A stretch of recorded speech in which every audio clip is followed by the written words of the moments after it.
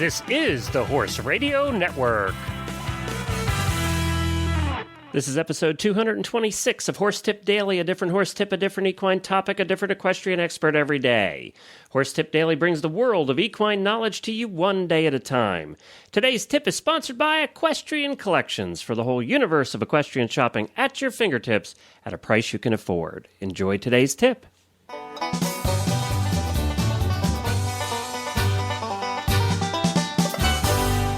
Hi, Glenn the Geek back with you from Lexington, Kentucky, and you're listening to Horse Tip Daily. Well, welcome back to the horse capital of the world as we prepare for the World Equestrian Games here in Lexington.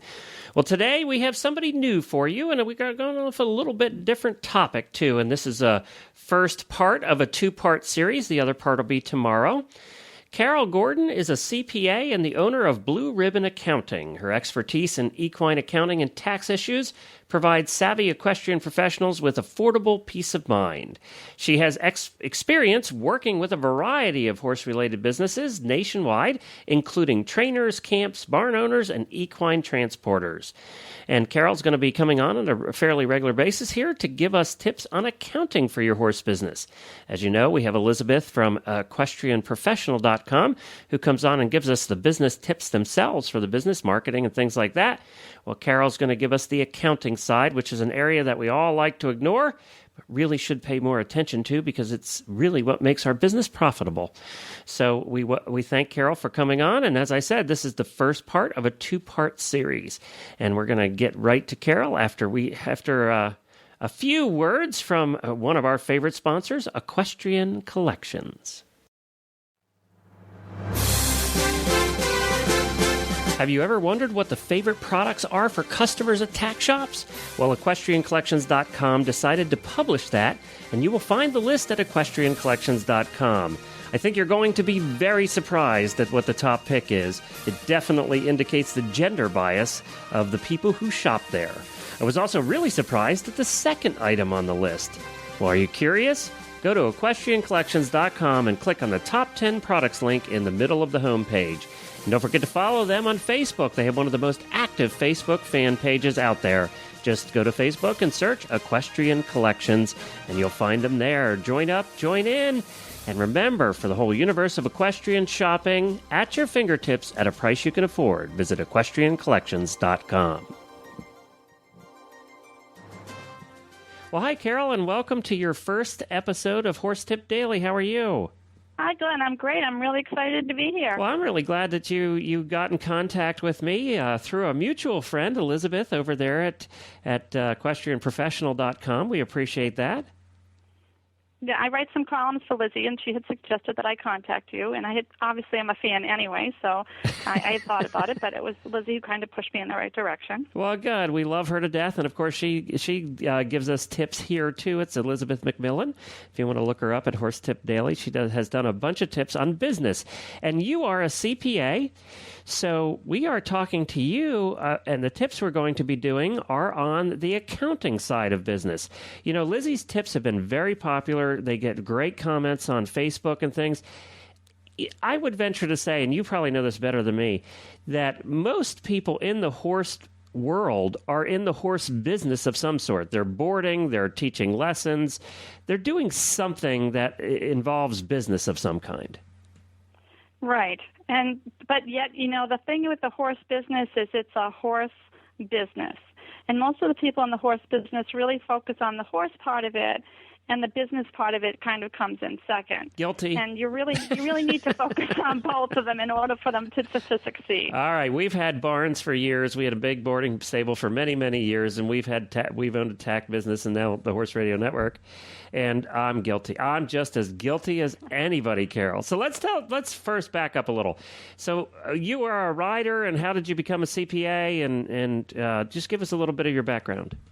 Well, I kind of fell into the CPA part, actually. I ended up, I was a social worker, and I went back to school to get a dual MBA MSW degree because I was really interested in social work administration, and I decided I'd do the MBA year first because it was something new and different to me, and I started with the accounting programs. and I just love them. My family had small businesses all through my life, and I really enjoyed the small business part of it, but never really thought about the numbers, but really just gravitated towards the accounting, and all my professors were saying, this is something that you should be doing. You should forget about the social work part of it. And I did. And well, I've been now doing accounting ever since. So. I have to interrupt you here, though, because normally horsewomen do not have a math chip. So were you a horse person from little, or did the horse thing come after? No. My uncle was a polo player, so I grew up with horses. Well, this is odd. You're the exception to the rule, because most of the horsewomen I've met do not have the math chip. No, I know. I'm kind of like the backwards person. I always say to people, well, I'll give you my opinion, but it's like you're not going to meet a lot of people like me, so you can take it as, take it from whence it came. So you went and got your master's then? I did. I got my master's and got my CPA and worked at a Big 8, which was a Big 8 accounting firm at that point. And then actually went back, after I got the CPA, went back to work for my family's business, which was a small business, for many years, and then actually after left that because it had been my family's business, and I was still working there part-time, but wanted to do something else, and was looking for a horse for a friend of mine online, and just happened to fall into the help wanted section, just thinking what kind of jobs would they have here other than barn help, and saw that a company was just starting up, a company which I had heard of and which was local, and was looking for someone to do some accounting work for them. And I applied for the job there and started working there, and stayed there for 5 years. That company just happened to be SmartPack, and that was a great experience. I loved that, and it was someplace that I could take my horse experience and my accounting experience and blend them together. And that experience really spoiled me, because I got to do something that I loved and something I was good at. And when I left there, I thought, gee, I've got to find something else that I can do. And in the meantime, I had lots of friends from Barnes calling me up and asking me questions, and I had been doing some people's tax returns, and it just kind of grew. I took on a couple of nonprofits, and, it just kept growing and growing, and here I am. So and you grew by default. So Blue Ribbon Accounting is your company. It is. And that's Blue, and they can find you at blueribbonaccounting.com. And by saying SmartPack, I know that you live in Massachusetts then. I do. Or did at one time. No, I do. I live in Massachusetts, and I have clients in Massachusetts, but I do have clients nationwide because I can do remote work as well. So I have clients in California, clients in Maryland. I have clients do you have to be, Florida. Just out of curiosity, do you have to be licensed in those various states then? No, as long as I'm licensed in Massachusetts. Okay, cool. That's different than being a lawyer then, where they have to have their, hang their shingle in every state pretty much. So, all right, so you're a CPA and you are into horses, and I know you have horses because you were trying to catch them when we first got together this morning. Yes, yes, I have 2 horses. They're both Lipizzan crosses. Oh, what kind of riding do you do? I'm a non-competitive dressage rider. Oh, cool. And the more business that I take on, the less riding the less competitive you become. The way I'd hoped. Isn't it funny how that works? Yeah. But you got some Lipizzaners out there, huh? Yeah, I fell into that breed about 15 years ago, and I really love them. Wow. Well, that's terrific. They have a personality. I've been doing these shows for a long time, and there's not too many people say that they have some Lipizzaners standing outside. So that's not a common statement. Well, That's terrific. I bet you they're beautiful. They are. They're a lot of fun too. Like I say, it's their personality that really draws me to them. They're very individual. That peppy independence. They are. They're very independent. They have their own opinions about things, and you kind of have to go with it or give up one or the other. So. Yeah, they pretty much rule the roost. Yeah. Yeah. All right, cool. Well, today, how are we going to help people? What do you have for everybody today on the accounting end of a horse business? Well, what I'd like to talk about today is what I call Carol Gordon's hit list of 4 things that every business should have in place. Okay. And the first thing that you should have is that every business should have is they should have their own tax identification number. For anybody out there that's using their Social Security number as a business tax identification number, you should stop doing that. That is not a good thing to be doing. And the reason that that's a bad thing is because if you ever have to provide your Social Security number to anyone for purposes of using that information for a 1099 form, you have no idea who has access to that information once you hand it out, or how securely that information is maintained. Like, for example, if you're a horse show judge, every horse show that you go to, depending on what fees are that you're being paid, you're going to be filling out this W-9 form, which is going to include your Social Security number, and that information is going to be used to give you back a 1099 form at the end of the year. It's going to the show manager, it's going to the show secretary, and it's being stored in a box, and you have no idea where that information is going. So you're really opening yourself up to the possibility of having identity theft. And it's an easy thing to fix. Okay, so I can have a tax ID number without having a corporation. You can just be a sole proprietorship and get the tax ID number. Right. Okay. Anyone can have a tax ID number. Okay. So what you would do is you would go to the irs.gov, and the only things that you would need to have when you go to the website is your Social Security number, and you would need to know what type of legal identity your business is. Is it a sole proprietorship? Is it a partnership, etc.? And 99% of the time, if you are using your Social Security number, then you are a sole proprietorship, because most of the other types of legal identities have had another tax ID number assigned to them when it was formed. So you go to the irs.gov, you're going to click on the business tab, you're going to click on there's a link that says employer identification numbers, and you're going to put in the information. They're going to assign you a tax identification number right there, and you're going to be ready to go. It's 5 minutes, and you're all set. Okay, cool. So that's easy. Yeah, that's the easy part. They're all really pretty easy. The second thing, which is probably the hardest of the four, is you should have an accounting software program that you're using to organize all of the financial data for your business.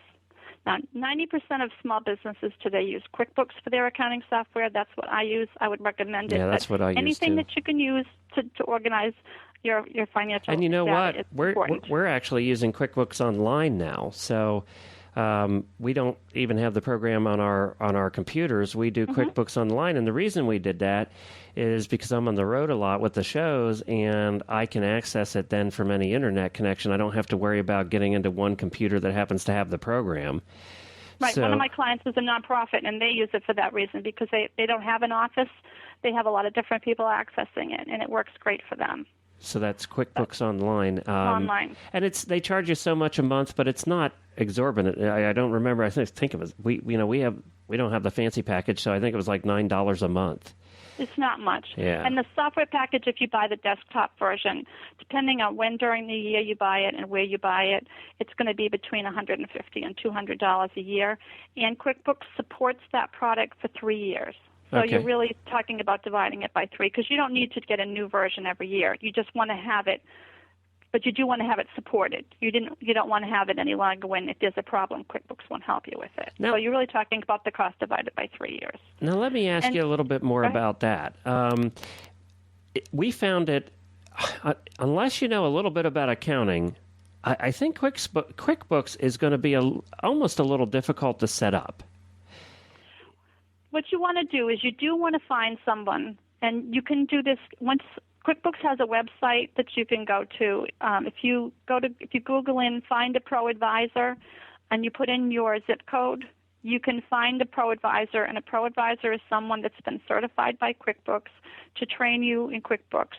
You can you can either get phone training, or you can pay someone to come over and help you set it up. But it's really pretty intuitive. If your business is, and the other thing about QuickBooks is, if you can choose, they offer you types of businesses, like really basic types of businesses when you go through the setup interview, and you could just choose a service business, and they provide you with a sample chart of accounts. So, I mean, I've had clients that have had neighbors that have come over and helped them. And as long as you get a little bit of help, it's not that difficult. I mean, I would suggest, if you can, to have someone come and help you, or to have your accountant. You can, once a quarter, take what's in QuickBooks and export it into Excel and just send it over to your accountant, have them look at it. Because there's two benefits to QuickBooks, and one of them is at the end of the year, when you go to get everything ready for your tax return. It's going to be all together. You're not going to have to be looking for receipts or whatever. It's going to be such a time saver. And if you have an accountant that you work with for your tax return and you can send things over beforehand just to have him look and see what you're doing, make sure it's okay, then that's going to make the process even easier. Another benefit, which one of my clients really did not want to use QuickBooks, but finally got him to put it on and get the tax return going, and that was great. But QuickBooks has a lot of reports, and one of the reports they have is it tells you how much you're spending with each vendor. And this person uses one feed and grain dealer for pretty much all of their feed and grain. And they got a report, and they knew that they were spending a lot of money with this vendor, but they didn't know how much money they were spending. Right. When they realized how much money they were spending, the next time they walked into the feed and grain dealer, they walked in and they said, "Do you know that I spent, X thousands of dollars with you? Okay, from now on, if you want to keep my business, I'm not paying any more delivery fees. And if I pay you within 10 days, I'm taking 5% off my bill." That alone paid for the assistance that he got setting up QuickBooks and the cost of QuickBooks. It was a lot of money. So it gives you a lot of information about your business that you don't have without spending the time to flip through receipts or add up checks or whatever. It just gives you a lot of power that you can get easily, that you don't have to spend a lot of your time, flipping through things to find. Well, that's great. Well, there's the first two of your 4 necessary tips for horse businesses. And tomorrow we're going to be back with the final 2. And then we're, of course, going to have you back in the future talking about other things. But we're still reviewing these 4 things. Now, I want to remind everybody they can find you at blueribbonaccounting.com. And you're located in Massachusetts, but you can do phone consulting and all kinds of things. Mm-hmm. All right, good. Well, we'll look forward to talking to you again tomorrow and getting the other 2 necessary tips, and we'll do that tomorrow. Thank you, Carol. Thanks, Glenn. Well, thank you to Carol for joining us today. And as we said there, she'll be back again tomorrow with the second half, the other 2 tips in her hit list. So we look forward to having her back then. And of course, you can find all the shows are out this week for the Horse Radio Network, and you can find those at horseradionetwork.com. Well, thanks, everybody. And I'm going to get out of here. I'll be back again tomorrow with another new expert and a different horse tip. Until then, stay safe, everyone.